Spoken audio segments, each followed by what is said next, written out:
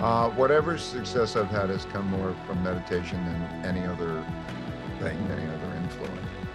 And you and I know, because you're a meditator, your wife's a meditator. We meditated in your room, your meditation room. We know what it is, and I'll explain what it is. Um,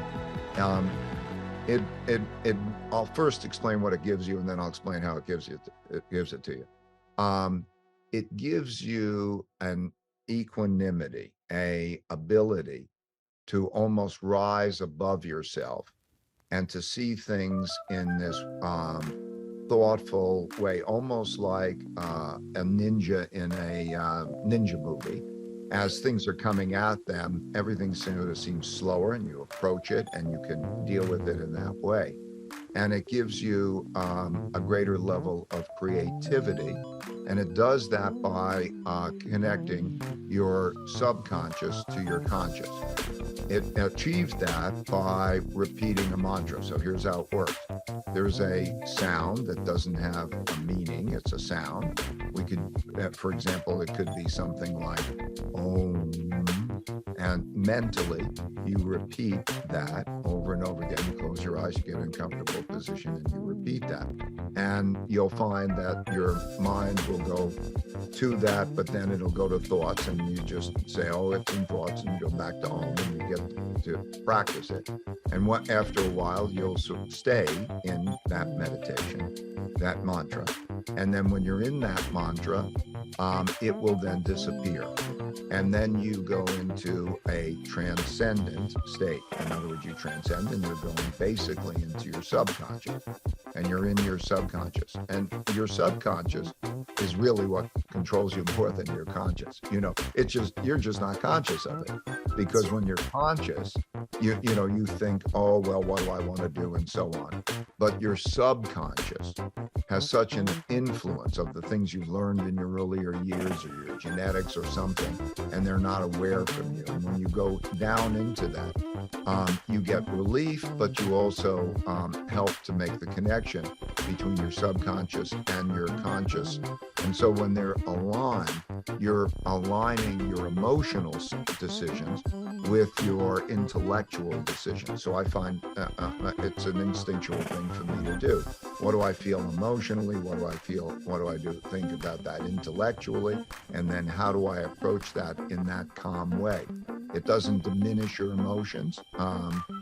It just is, you feel them differently. And my love is as much as it has ever been, or more maybe, because I feel it differently. So I just want to emphasize, it doesn't take away your emotions or anything. It just puts them into perspective, as though, and you look above yourself and you see yourself within the life's arc. You see the strengths and the weaknesses and how to deal with them, and you navigate better. You don't have the charge that gets in the way of people making better decisions. It kind of dissipates the charge that people often have that makes them overreact. It's amazing you've done this. And usually, do you have 20 minutes a day, twice a day? What is your regimen? Yeah, I try to do it twice a day for 20 minutes each time, usually before breakfast and before dinner. But I'm not perfect. I would say probably a third of the time I do it twice a day. A third of the time I do it once a day, and a third of the days I miss it. But there's times where I could just feel, I just want to go meditate. I feel, it'll just make me feel so good. And I get that pull. So it could be any time of the day, almost on any set of circumstances, because it's very refreshing and relaxing. It's almost like going on a vacation. It's a tool that you use. And I love what you just described too. So many people get so rigid, then they start judging themselves about it, and they get in their head, and the meditation becomes about something else. So it's nice of you to share that there's a variety of how this works. It's really based on what serves and needs, but there is a consistency that's allowed you to continually find that balance in your life.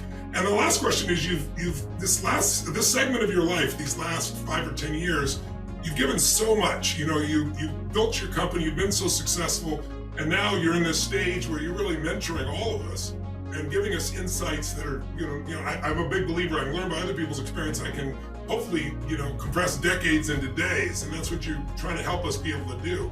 I know you have one more book in you, as I understand. I want to wonder, what is that book? When is it coming? And what's next for Ray Dalio is my final question. The book will be Economic and Investment Principles, because that's what I focused most on. So it's like a doctor describing those principles. So I'll do that.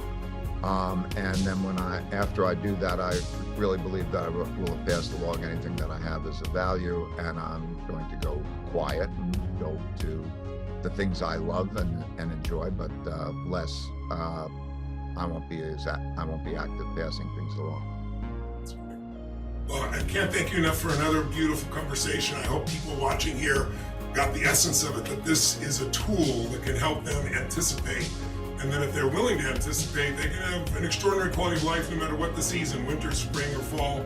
That there are these predictable cycles, and that you've managed in a very short period to bring this to us. I'm also going to put the link below. I recommend all of you get the book, but I also recommend you watch the video. I've watched it about 3 times.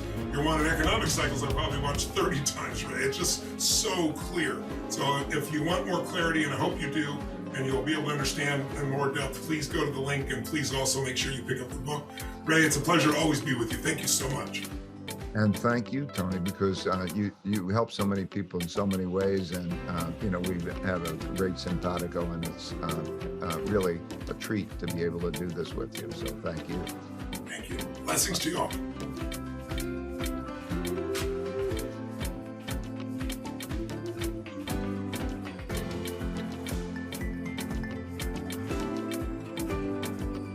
The Tony Robbins Podcast is directed by Tony Robbins and produced by the Tony Robbins team.